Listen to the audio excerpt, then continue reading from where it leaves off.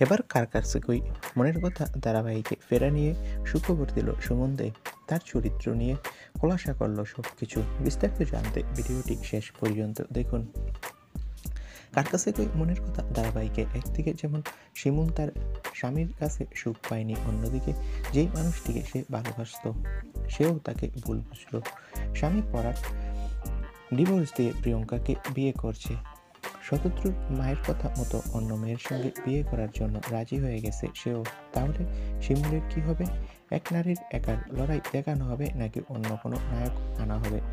তার জন্য আপাতত দর্শক চাইছেন শিমুলের জন্য অন্য নায়ক আনা হোক।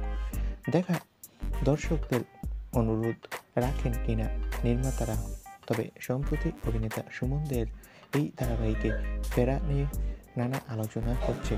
এ প্রসঙ্গে জনপ্রিয় একটা সংবাদ মাধ্যমে অভিনেতা সুমন দে কথা বলেছেন। মানালির সাথে আমি নতুন ধারাবাহিকে ফিরতে দারুণ আগ্রহী।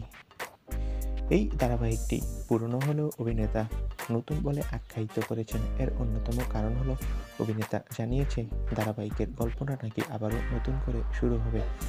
হয়তোবা শিমুলের নায়ক হয়েই ফিরছে সুমন দে।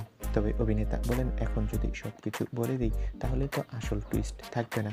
তো বন্ধুরা, তোমরা কে কে মুখিয়ে রয়েছে সুমন দের চরিত্রটা দেখার জন্য কমেন্ট করে জানাও। ধন্যবাদ।